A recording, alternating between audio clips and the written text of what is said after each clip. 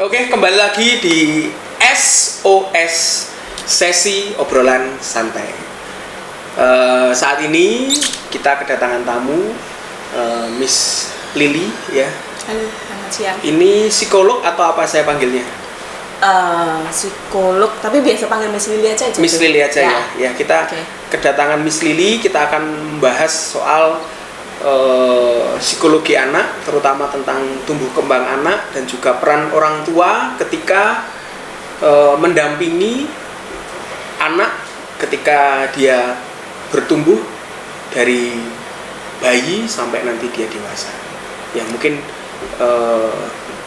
kita akan tanya-tanya soal itu ya. Jadi yang di rumah yang sedang menonton podcast ini, apalagi untuk orang tua yang baru, orang tua yang ibu-ibu muda atau orang tua yang baru punya pengalaman sekali punya anak, mungkin kan pasti banyak mencari referensi untuk bagaimana sih cara mendidik anak yang baik dan benar supaya anak itu bisa menjadi anak yang baik, bisa menjadi anak yang sehat secara mental. Nah, ini mungkin kesempatan kita belajar bersama untuk nanti kita tanya-tanya ya sama Miss Lily bagaimana nanti perkembangan psikologi anak dan juga peran orang tua di dalam mendampingi ataupun mendidik supaya anak itu bisa menjadi anak yang baik secara psikologi maupun secara mental ya. Oke. Monggo, mungkin diperkenalkan diri dulu, Miss Lily, silahkan memperkenalkan diri. Selamat siang, saya Lily Marlina, psikolog anak sebetulnya, tapi memang bidang saya klinis, spesifikasi di tumbuh kembang anak. Ya. Gitu. Ini prakteknya di Panti Wiloso Citarum ya, Rumah Sakit Panti Wiloso Citarum. Ya. Harinya? Saya praktek di Panti Wiloso hari Selasa dan Kamis jam 9 sampai jam 12. Iya. Ya, gitu. Pengalaman saya sebelumnya ada di Unika selama 8 tahun sebelumnya. Sudah gitu. Pernah ini ya mengajar di Unika ya? Ya, saya membantu mengajar di S2-nya profesi untuk sebelum mereka praktek gitu. Ya. Ini mungkin kesempatan yang sangat baik juga karena mungkin banyak juga orang tua di sana yang saat ini sedang mempunyai anak kecil, tetapi juga kesulitan di dalam bagaimana sih mendidik anak supaya anak itu bisa menjadi anak yang baik secara mental maupun secara psikologinya ya. Karena kan memang di era sekarang kan, era modern sekarang ini kan pasti kayak pergaulan dan sebagainya itu sudah lain dengan di zaman dahulu kala gitu. Waktu kita masih kecil dulu dengan yang sekarang. Waktu kita kecil dulu belum ada HP, sekarang segala sesuatunya bisa diakses melalui HP ya. Dan itu juga mungkin mempengaruhi juga ya kan. Terus kesehatan mental anak zaman sekarang itu secara ininya juga mungkin sudah berbeda ya, kesiapan dia dalam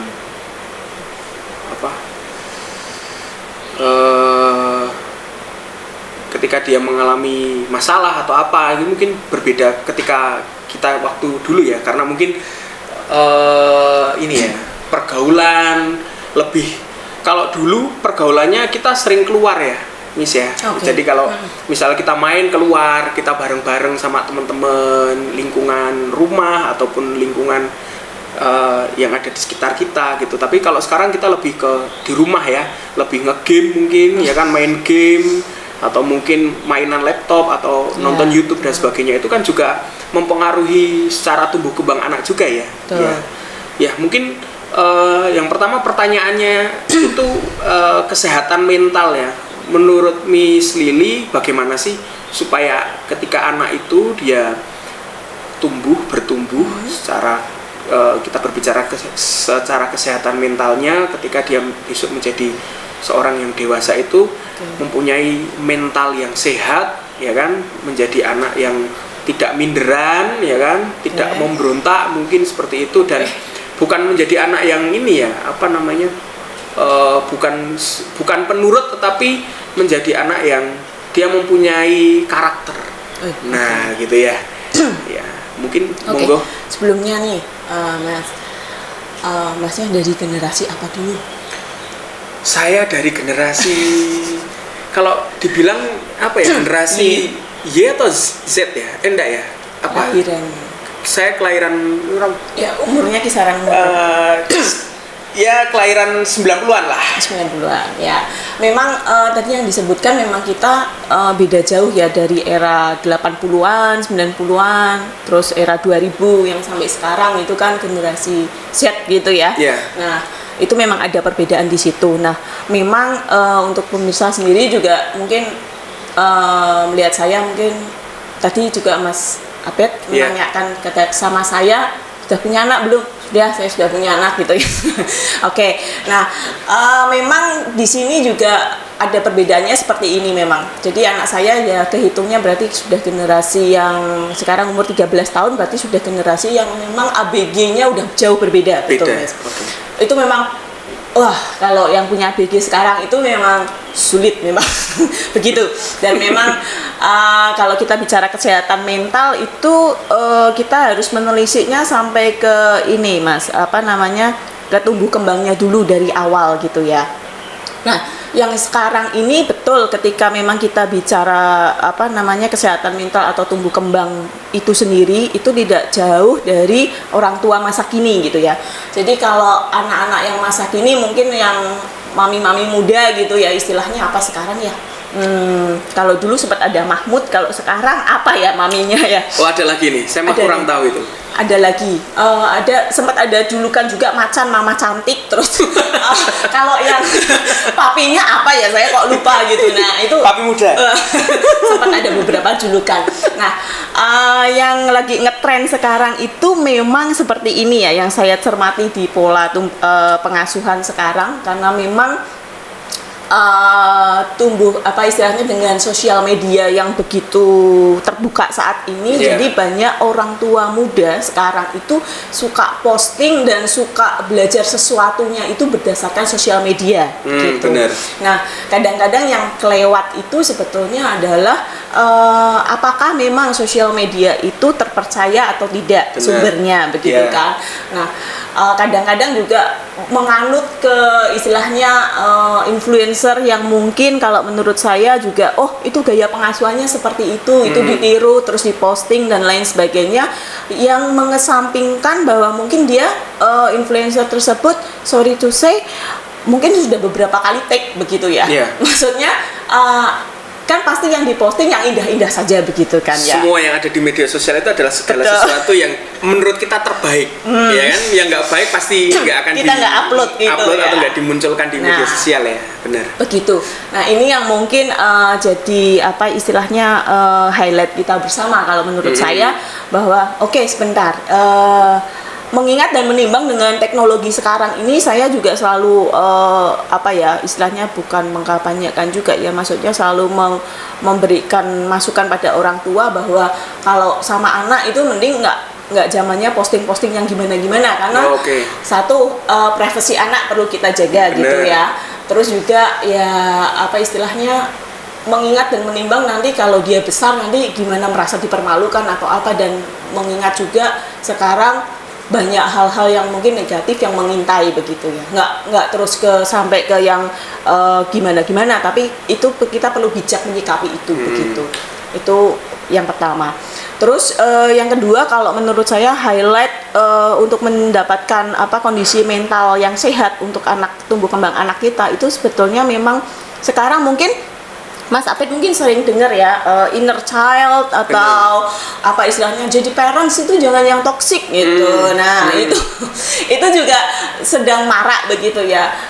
Kalau menurut saya bijak ketika kita menjadi orang tua, nggak ada sekolahnya sih Mas, maksudnya nggak ada yang sekolah pakem ada ijazah kelulusan begitu, nggak ada. Teorinya gitu ya. Berarti nggak bisa gini ya, nggak relatif bisa, lah, masing-masing tiap orang beda-beda. Dan saya sendiri kalau ngasih konseling juga masing-masing keluarga kan memang punya value masing-masing ya.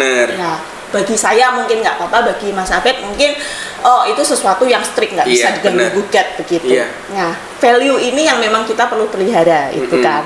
Nah, kalau kita bicara tumbuh kembang sendiri, tadi Mas Abed singgung di awal itu kan kalau dalam psikologi itu kita juga ngeling gitu ya, ada tumbuh ada berkembang begitu ya. Kalau tumbuh itu berarti identik dengan fisik, berarti kalau secara medis atau secara kedokteran, secara fisik berarti anak ini bertumbuh gitu ya. Ya, ada kartu menuju sehat, apa istilah apa itu yang memang istilahnya ya anak ini bertumbuh gitu. Secara fisik dia tumbuhnya sesuai begitu. Nah, kalau berkembang itu berarti sesuatu yang memang itu menyertai begitu.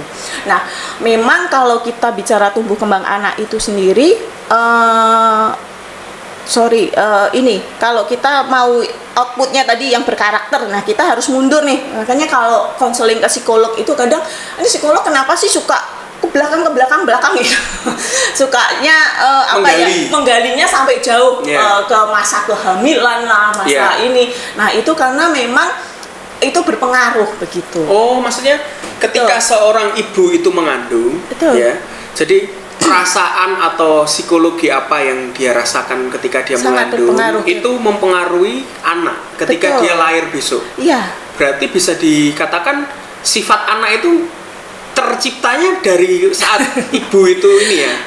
Bukan sifat tapi lebih ke ini ya, tumbuh kembangnya itu jadi kalau secara teori itu kan memang dari masa konsepsi. Jadi ketika ibu ini dinyatakan hamil begitu ya. Nah, itu segala macam perkembangannya apa yang terjadi di situ akan berpengaruh pada anak ini. Ketika besok dia sampai besar pun betul. Okay. Jadi ketika kehamilan, ketika masa proses melahirkan, tumbuh kembangnya itu akan sangat berpengaruh semua.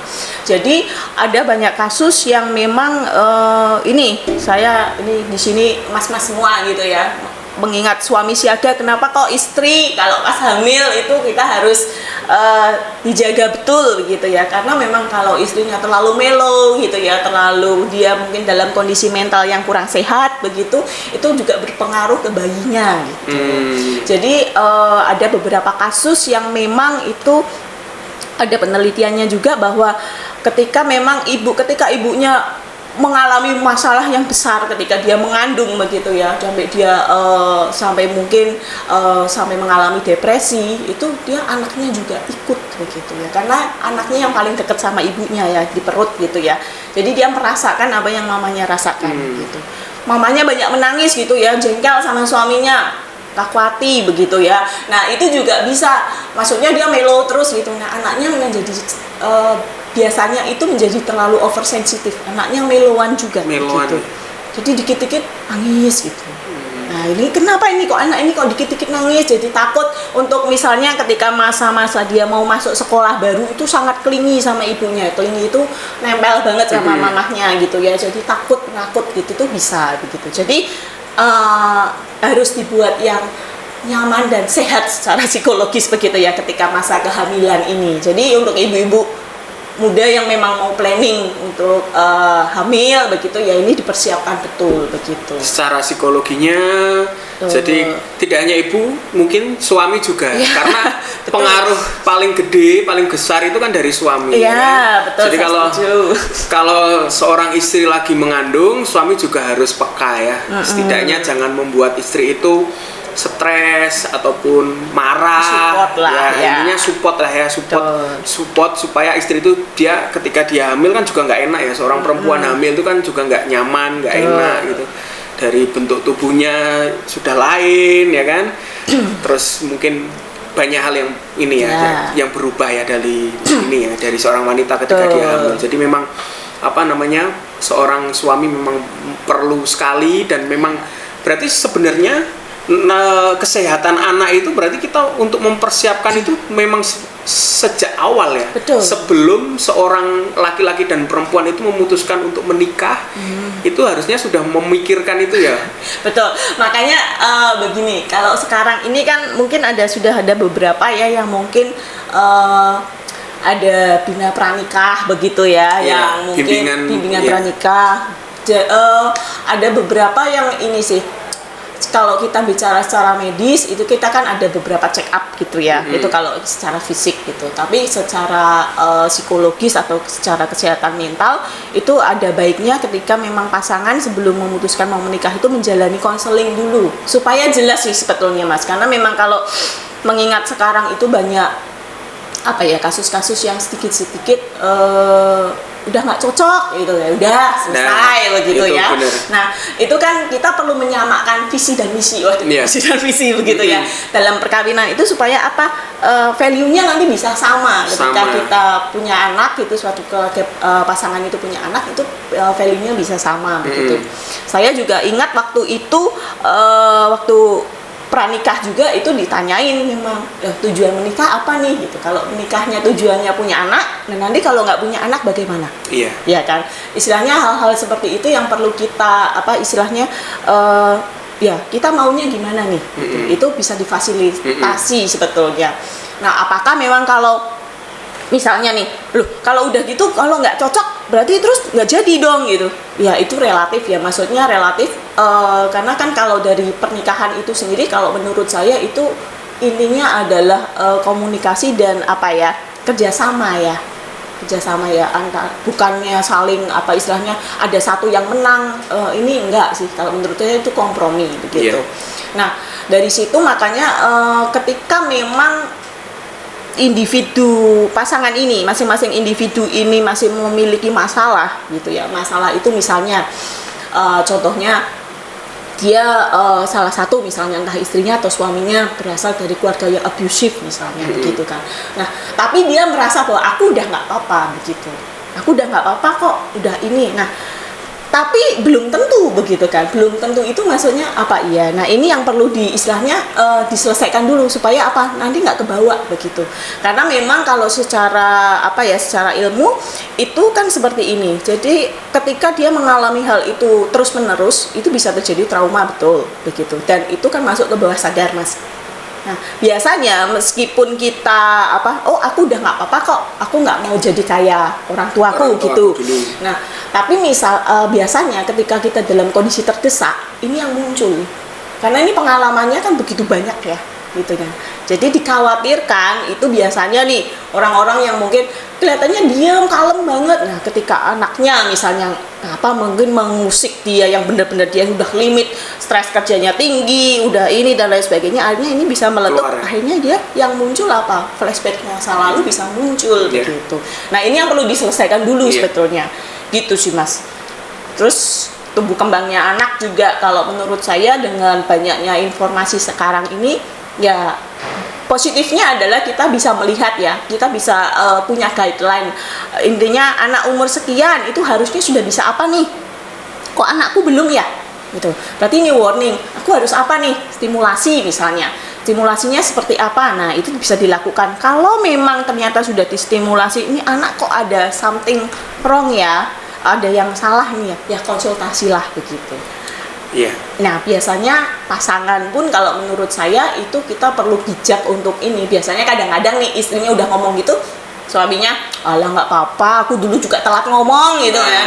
Nanti ngomong sendiri ya. Bener. Gitu.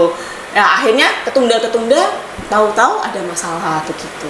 Terus cekcok gitu. Biasanya seperti itu sih Mas. Sering terjadi kayak gitu ya. Kita sering jumpai seperti itu ya. Tuh. Jadi memang seorang anak itu bisa menjadi anak yang secara mental itu sehat, memang pengaruh paling terbesar itu dari kedua orang tua ya. Jadi memang sebelum kita menikah harus benar-benar sudah siap ya dan sehat ya, tidak hanya siap tapi sehat. Secara psikologi juga sudah sehat, secara mental juga sudah sehat dan sudah siap ya.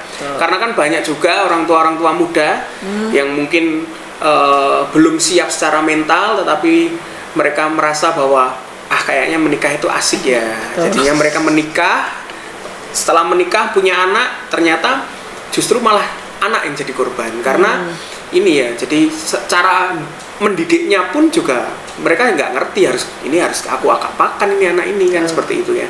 Mungkin juga kayak gini ya, kayak di keluarga itu kan pasti mempunyai tradisi ya atau mempunyai adat ketika dia mendidik anak.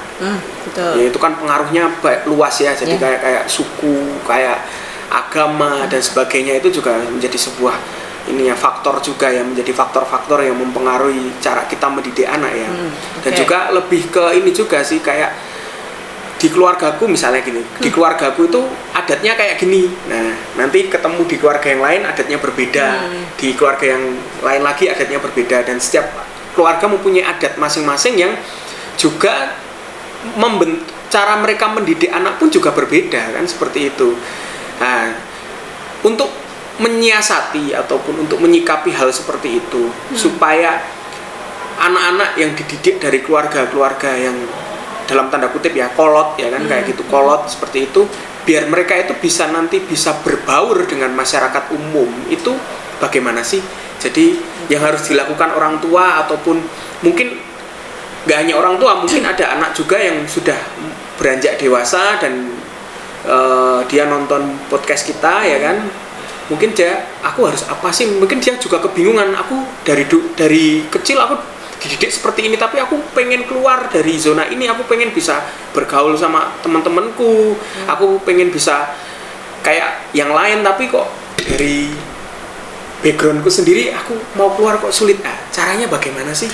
Oke, ini backgroundnya maksudnya untuk bisa keluar itu keluar dalam konteks apa dulu nih? Ya keluar bergaul aja, bergaul, ataupun nanti kan dia pasti akan bekerja juga tuh. Dan ketika dia bekerja juga dia pasti akan bekerja sama dengan banyak orang kan, yang dengan latar belakang yang berbeda.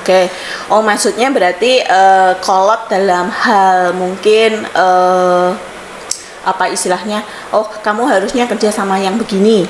Sama yang certain begitu ya, ada orang-orang tertentu saja, kelompok tertentu begitu, atau lebih ke apa? Lebih ke dia bisa menerima semua orang gitu sih.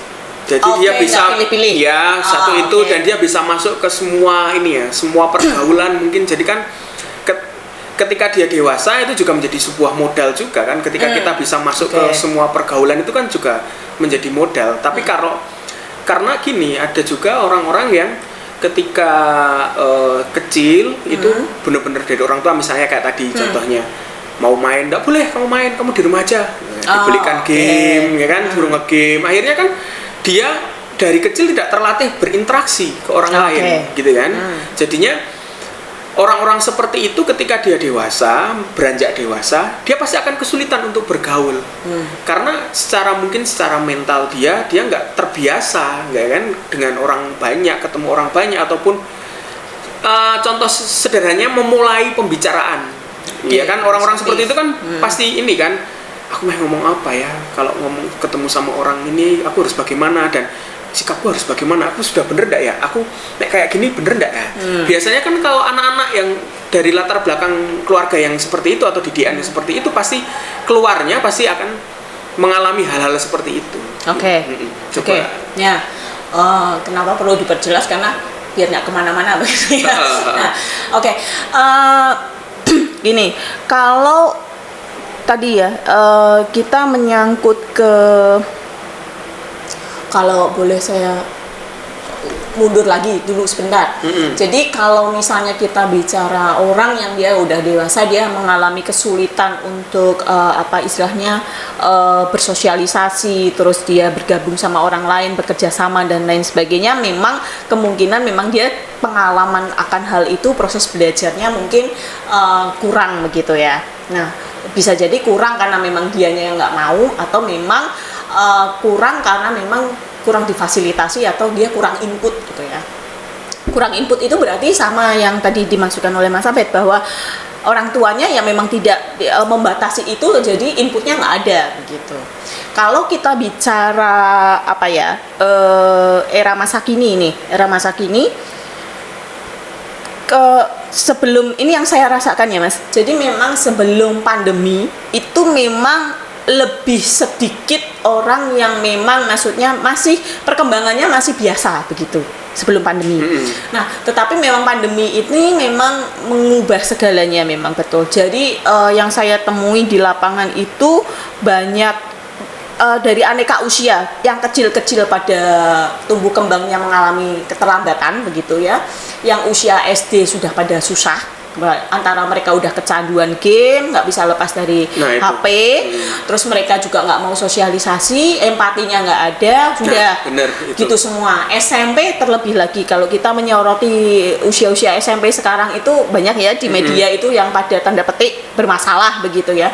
SMA juga sama saja, kuliah pun juga sama. Saya mengalami itu semua. Maksudnya kasus klien-klien saya banyak yang seperti itu juga, bahkan yang kerja pun sama gitu.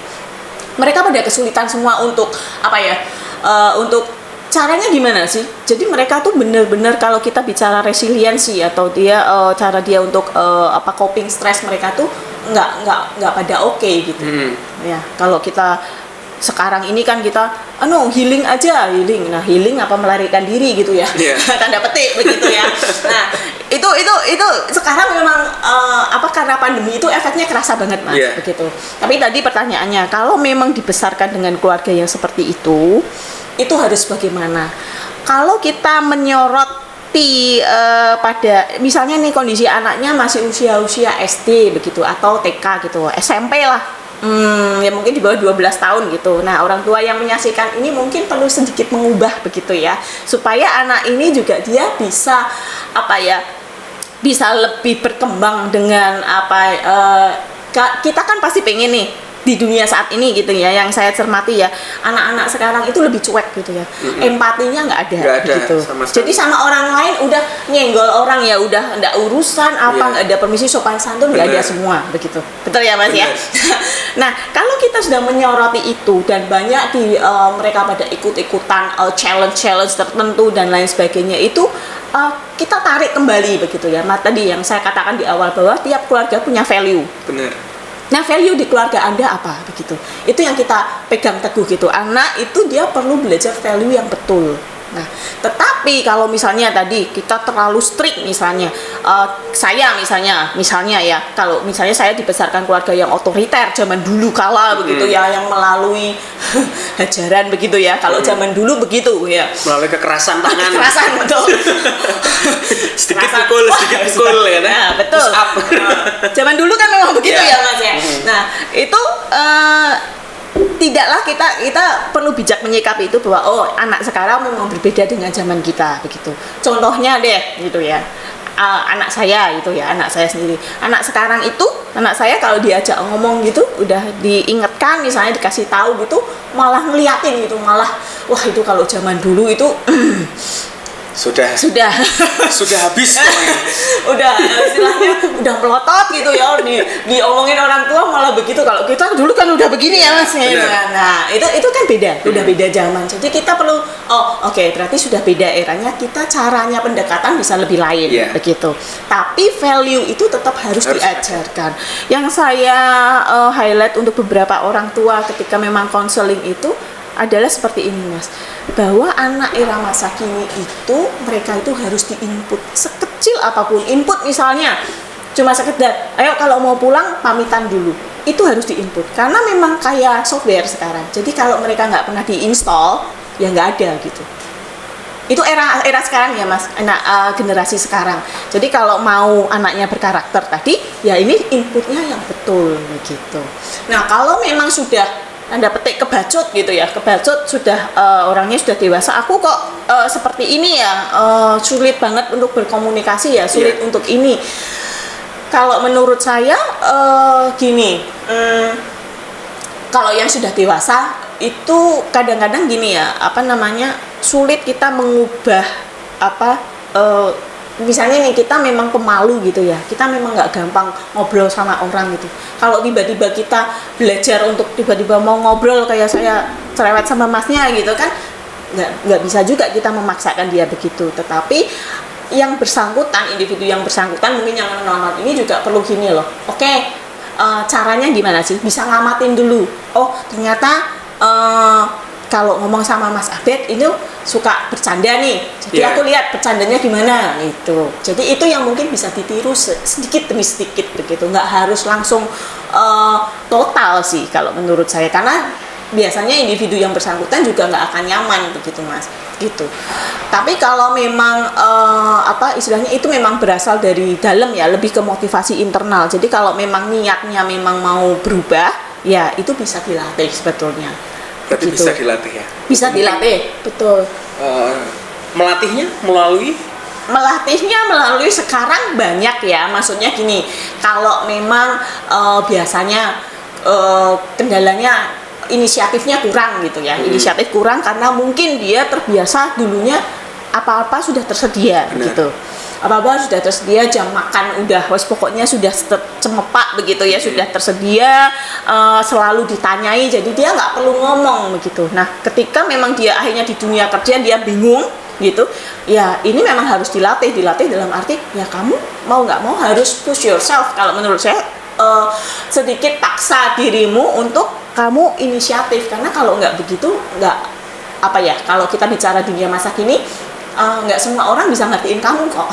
Benar. Ya kan? Yeah. Kalau kamu mau istilahnya gini, kamu maunya dimengerti tapi kamu nggak mau ngertiin orang lain ya. Jadi kita harus seimbang begitu. Jadi kalau menurut saya ya kamu harus belajar untuk ya setidaknya nawarin misalnya, selamat pagi Pak misalnya gitu. Ternyata dicuekin sama bapaknya. Oke, ya sakit sih gitu ya. Ternyata gitu, terus dia sebel misalnya. Aku nggak mau lagi, nggak akan sampai kapanpun aku menyapa orang itu begitu kan. Nah, itu yang harus diubah mindsetnya, bahwa mungkin dia nggak dengar bapaknya gitu kan. Atau ya kita bisa refleksi diri juga mungkin dia juga tipenya begitu, kalau disapa orang nggak urusan, jalan aja begitu. Nah, kalau begitu kan oke, sebentar, sekali ditolak nggak apa-apa, besok tak coba lagi deh gitu kan. Harus ada keinginan dari dalam. Kalau menurut saya latihan itu yang perlu. Tapi kalau memang kalau saya sih seperti ini ya, kalau memang itu memang kurang nyaman, setidaknya ada batasan di mana memang kalau misalnya itu dunia kerja, kamu harus berinteraksi dengan orang lain dan teamwork kamu, harus untuk teamwork begitu ya, mau nggak mau kamu harus begitu gitu. Tapi tidak juga kamu harus misalnya habis ini kita harus bersenang-senang nih sama teman-teman makan bareng gitu dia nggak nyaman di situ ya tidak perlu dipaksakan begitu. Tapi kalau memang itu rapat tim misalnya untuk kinerja kamu, untuk misalnya kehidupan kerja kamu, secara kamu berfungsi secara maksimal, ya itu perlu kamu lakukan. Jadi ada istilahnya batasan yang tahu diri kamu sendiri gitu loh Mas, gitu loh. Nggak harus kamu itu memang, kalau menurut saya nggak harus kamu itu menjadi orang lain, tidak. Tetapi mungkin ada batasan-batasan tertentu. Kalau saya lebih suka nyebutnya itu sebagai boundaries ya, dalam arti kamu set your own boundaries, dalam arti aku kayak gini, aku menyapa dulu, aku nyaman sekali, 2 kali, tapi ketika udah terlalu banyak orang aku nggak nyaman, ya udah berhenti dulu, kamu yang tahu begitu. Sebatas itu mungkin, aku butuh ini untuk kerjaan, ini kita kerjasama, diskusi dan lain sebagainya, udah. Tapi untuk hanging out aku belum bisa, ya it's okay, nggak apa-apa, pelan-pelan gitu. Intinya adalah kebahagiaan itu kan relatif ya. Kebahagiaan itu relatif Mas, jadi nggak bisa diukur sama gitu, nggak bisa. Tapi yang tahu diri kamu sendiri begitu kalau menurut saya gitu. Jadi kalau kamu mau berubah, ya kenali dulu diri kamu dulu gitu. Kalau menurut saya segitu. Tidak hanya kenali tapi juga koreksi dulu dirinya, apa yang salah itu harus dibenerin dulu. Seperti itu, karena kan memang ya itu dari mungkin dari masa lalu yang tadi, didikan orang tua yang kurang baik atau salah mungkin dalam tanda kutip seperti itu, akhirnya dia seperti itu, membuat karakternya seperti itu kan. Dia mempunyai karakter seperti itu bukan karena keinginannya dia, tetapi karena lingkungan mungkin ya, karena didikan orang tua juga, jadinya ada pengaruhnya. Ada pengaruh di situ ya. Oke. Menarik ya. Jadi saya mau tanya lagi soal ini ya, perkembangan anak setiap usianya. Itu biasanya bagaimana sih pendidikan anak, misalnya dari usia 1 sampai 5 itu harusnya diperlakukan seperti apa, nanti dari usia 5 tahun sampai nanti 10 tahun diperlakukan seperti apa, dan sampai usia dia bisa bertanggung jawab dengan dirinya sendiri gitu. Ini luas ya. Luas ya. Tapi gini, kalau kita bicara tumbuh kembang anak, itu biasanya patokan untuk orang tua itu yang paling dasar itu areanya adalah area motorik begitu ya. Motorik itu ada motorik halus, motorik kasar, terus area kognisi, berpikir, terus dia juga bahasa sama sosial emosional. 4 area besar gitu. Kalau ada yang dipecah lagi gitu sama daily living. Jadi kemandirian dia bagaimana. Patokannya kalau memang kita bicara patokan secara umum biasanya kita pakainya milestone gitu. Jadi ada tuh usia 1 tahun misalnya, anak itu harus bisa ngomongnya berapa kata dan lain sebagainya, itu ada semua ya? Ada tersedia begitu. Nah itu secara umumnya. Terus ada juga teori perkembangan dari Piaget begitu yang dia perkembangan kognitif begitu ya. Nah ini juga ada tahapannya Mas. Jadi ada tahapan-tahapan di mana memang ada 4 tahapan gitu ya. Sensori motor itu 0 sampai 2 tahun begitu. Di mana anak ini kalau ya ini era sekarang ini kadang-kadang orang tua itu anak lagi merangkang gitu, jangan kesana kotor begitu ya. Terus anak masih ini masukin benda-benda ke mulut itu dilarang begitu, apa-apa dibersihin, akhirnya error gitu. Sementara proses belajar mereka sebetulnya masih melalui itu di usia itu berarti 2 tahun. Cara dia secara alami alami seorang anak itu memang seperti itu ya. Diciptakan Tuhan memang begitu Mas. Ya, tetapi kan mungkin sama orang tua itu kotor jangan, itu jijik nanti jangan dimasukkan ke mulut dan sebagainya kan gitu. Ini juga menarik Mas, ketika memang saya menemui habis pandemi kemarin itu berarti kisaran anak-anak di usia 3 tahun, berarti memang lahir di era pandemi. Itu problemnya sama, takut sama orang, sama perkembangan motoriknya nggak bagus, ngomongnya juga belum ada, HP terus. Ya karena itu.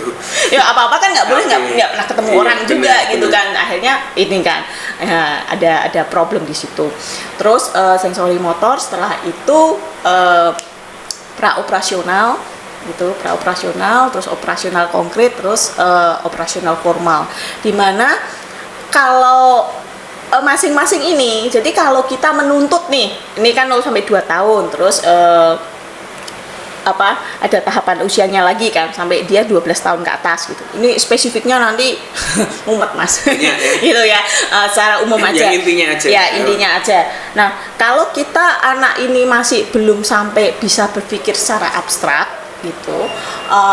Terus kita minta dia, jadi kamu itu dipikir toh, misalnya dipikir kamu kalau kayak gitu tuh sebabnya apa, sama anak umur 5 tahun gitu.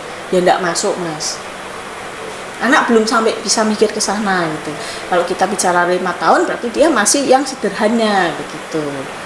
Yang seperti itu. Jadi ada tahapan-tahapannya juga, ada perkembangan yang psikososial. Jadi kalau untuk tahapan-tahapan awal usia-usia krusial itu biasanya anak itu mengembangkan yang namanya trust versus mistrust. Nah, ini yang paling dasar ketika anak ini misalnya gini, kadang-kadang orang tua tuh suka gini Mas. Anaknya misalnya mamanya mau kerja, ya mama mau ke toilet sebentar gitu, terus mamanya pergi, hilang tak kembali gitu kan selama periode tertentu. Anaknya jadi kan nangis terus kan, lama-lama anak ini jadi nggak percayaan sama orang. Jadi yang perlu kita lakukan ya mama, kalau saya selalu berpamitan begitu ya sama anak saya bahwa ya mama pergi nanti pulang jam sekian gitu. Berarti ada penjelasannya, dia harus dikasih kejelasan gitu ya. Ya ini mama pergi ya pergi sebentar gitu. Jadi tapi kan mama pulang, ini loh mama pulang. Jadi anak terbiasa begitu. Jangan, kalau istilahnya orang Jawa itu dilimpe gitu ya. Sukanya dilimpe diapusi gitu ya. Nah, diapusi gitu. Ya, itu yang seperti itu. Karena nanti berkembangnya jadi anak menjadi istilah sekarang itu insecure begitu ya. Jadi anaknya jadi gampang takut, gampang khawatir nih nanti jangan-jangan gimana dan lain sebagainya begitu. Nah, stage-stage itu yang perlu, saya pikir orang tua perlu kenali sih ya. Kalau yang paling dasar perkembangan dasar dulu aja deh. Kalau yang itu nanti bertahap begitu ya. itu sesinya panjang lagi. Gitu Mas. Untuk sekarang pertanyaannya selanjutnya Miss, ini kan di era digital ya, otomatis tadi disinggung juga untuk anak-anak zaman sekarang itu kan HP itu menjadi sebuah apa ya, kebutuhan pokok mungkin ya. Kalau nangis, dikit-dikit nangis kasih HP. Terus makan harus biar dia nonton YouTube. Ya, biar dia bisa makan kasih HP dan sebagainya. Lah, untuk kedepannya kan dengan kondisi seperti ini kan sebenarnya kan tidak bagus ya. Jadi dikit-dikit HP itu kan dia justru malah akan merusak dia sendiri ya kan. Nah, itu bagaimana caranya untuk seandainya ini orang anak-anak yang sudah kecanduan HP gitu, supaya anak-anak ini bisa terlepas dari kecanduannya dan dia bisa kembali menjadi anak yang normal, yang dalam tanda kutip nggak sedikit-sedikit HP, tapi HP itu hanya menjadi sebuah apa ya? Ya kalau dia lagi pengen aja, tapi bukan menjadi sebuah prioritas gitu. Prioritasnya dia bermain, dia keluar, ketemu sama teman-temannya dan sebagainya. Oke. Nah, ini saya juga mau mumpung ini juga ya, saya mau meluruskan juga. Banyak orang tua yang klien itu yang bilang begini, tapi anakku tuh pinter loh, main HP itu bisa gini-gini tuh. Perlu diketahui bahwa kepintaran anak itu tidak diperlihatkan, tidak diukur dengan pinter atau tidaknya main HP begitu ya. Main HP atau main game gitu, karena game itu kan bisa berulang-ulang gitu. Nah, itu satu hal. Terus yang kedua, banyak orang tua yang terus terang mungkin di era saya, orang tua yang generasi saya atau mungkin generasi Mas Abed, kadang-kadang mereka pola pikirnya begini, loh sekarang kan eranya teknologi, kalau mereka tidak dikasih HP atau gadget atau istilahnya perangkat elektronik yang seperti ini gitu kan, nanti dia akan gaptek. Percayalah ibu-ibu, bapak-bapak, mereka nggak akan gaptek karena itu era mereka begitu ya. Jadi mereka nggak akan gaptek, akan bisa. Kalau misalnya kuncinya ketika memang anak ini sudah apa ya tadi pengennya HP begitu, berarti orang tuanya yang harus rela Mas. Rela tuh maksudnya begini, kalau mau dilepas HP-nya berarti harus ada substitusi atau pengganti aktivitas HP itu. Kalau misalnya anaknya belum bisa main sendiri atau masih butuh ini, kita butuh interaksi, kita mau ngajari dia sosial emosi yang bagus, empati dan lain sebagainya, orang tuanya harus in charge masuk. Harus ya mau tidak mau meluangkan waktu untuk main bareng anaknya. Nah, banyak kasus yang kesulitan, akhirnya anaknya sulit untuk lepas itu karena apa? Karena memang orang tuanya sendiri melarang anaknya, tapi orang tuanya gini terus Mas, nggak ngasih contoh, posting terus ya gitu kan, scroll terus. Nah, seperti itu. Terus juga saran saya biasanya kalau anaknya sudah sekolah, terus dia biasanya saran yang paling enak itu adalah enak tanda petik ya, itu kalau anaknya suka olahraga berarti diikutkan olahraga, kalau anaknya punya hobi lain itu diikutkan gitu. Jadi waktunya untuk di rumah untuk suwung itu berkurang Mas. suwung gitu. Ada kalanya mungkin nggak apa-apa dia main, tapi dia harus bagi waktu begitu. Seperti itu sih. Dialihkan ya. Iya, harus ada substitusinya Mas. Dia dialihkan dari HP, dialihkan dengan aktivitas betul. Gitu ya, aktivitas lainnya. Yang banyak terjadi itu kan HP-nya di-cut, terus nggak dikasih apa-apa, cengok kan Mas. Jadi gabut. Gabut, kamu ya kan. Nah, begitu. Yang terjadi seperti itu. Gitu. Kalau memang dia memang sudah ada beberapa kasus yang seperti ini ya, dia sampai akhirnya itu berpengaruh ke sekolahnya. Jadi karena dia semalam gitu nge-game terus akhirnya pas pagi bangun nggak bisa bangun, tugasnya keter semua dan lain sebagainya. Itu terjadi terus menerus, orang tuanya sudah nggak bisa ini ya silahkan cari bantuan begitu. Berarti itu sudah masuk ke ranah yang lain begitu. Berarti itu ada gangguan ya. Betul. Gitu. Menarik sekali Miss Lily ya. Ini kalau mau dilanjutkan kayaknya sampai sesinya sendiri-sendiri nih. Kita buat sesi aja nih, ada sesi 1, 2, 3 ya. Obrolan apa gitu. Tapi pada dasarnya ini sangat menarik ya. Mungkin buat teman-teman ataupun mamah-mamah muda yang di rumah yang sedang nonton ini melalui YouTube, menjadi sebuah pelajaran ya, pembelajaran yang sangat berharga bahwa ketika kita mendidik anak itu ternyata tidak hanya anak itu sudah lahir, tetapi dari awal ketika seorang perempuan dan laki-laki memutuskan untuk menikah, itu juga harus sudah disiapkan secara mental supaya ketika dia mempunyai anak, besok anak itu juga mentalnya juga sudah siap karena orang tuanya juga sudah siap gitu. Oke, menarik sekali. Dan ini ya Miss, sekarang itu orang mau konsultasi ke psikolog itu mereka bingung caranya bagaimana, atau kalau masalah kayak gini tuh aku harusnya curhatnya kemana, dan kalau ke psikolog itu aku harus bagaimana, dan apakah bisa menggunakan asuransi atau apa dan sebagainya kalau misalnya itu di rumah sakit, ya kan? Okay. Ya, ini kan Miss Lily kan praktek juga ya di Rumah Sakit Panti Wiloso Citarum ya. Setiap hari apa Miss tadi? Selasa dan Kamis setiap jam 9 sampai jam 12. Berarti hari Selasa dan Kamis Miss Lily praktek di Rumah Sakit Panti Wiloso Citarum. Ya, jadi kalau ada teman-teman atau mamah-mamah muda ataupun mamah-mamah ataupun orang tua yang merasa kesulitan dalam mendidik anak ataupun mungkin ingin tahu lah mendidik anak dengan baik dan benar, nanti bisa ke Rumah Sakit Panti Wiloso Citarum untuk bertemu dengan Miss Lily kalau mau konsultasi soal psikologi, baik itu tumbuh kembang anak ataupun cara mendidik anak, ataupun nanti selain ke anak bisa ke umum atau bisa ke umum. Terus begini Mas, dengan kondisi saat ini gitu kan banyak anak masyarakat sekarang yang sudah lebih aware begitu ya untuk bantuan psikolog begitu ya. Nah, itu biasanya anak-anak remaja itu biasanya suka tiba-tiba nih kalau misalnya mami-mami atau papi-papi anaknya minta gitu, "Mah, kayaknya aku butuh ke psikolog," bisa gitu. Nggak apa-apa. Jadi mereka biasanya seperti ini, nggak perlu baper juga, baper tanda petik ya, maksudnya nggak perlu terlalu mereka udah nggak mau curhat sama aku dan lain sebagainya. Memang biasanya remaja itu lebih suka sama orang lain begitu ya. Jadi kalau memang dia memang punya masalah dan memang belum mau cerita sama papa mamahnya begitu terkait dengan ini dan memang butuh bantuan psikolog untuk konseling, ya silahkan saja, itu juga bisa. Berarti gitu. umum bebas, tidak hanya tumbuh kembang anak ataupun cara mendidik anak, tetapi setiap juga bisa. Iya, setiap orang yang mempunyai masalah tapi takut curhat ke orang lain bisa datang ke Rumah Sakit Panti Wiloso Citarum, bertemu sama Miss Lily, nanti bisa curhat sama Miss Lily, nanti dari sudut pandang psikologi akan diarahkan baiknya kemana, seperti itu. Jadi untuk sekarang jangan malu kalau mempunyai masalah dan sebagainya, dan karena sekarang sudah aware ya.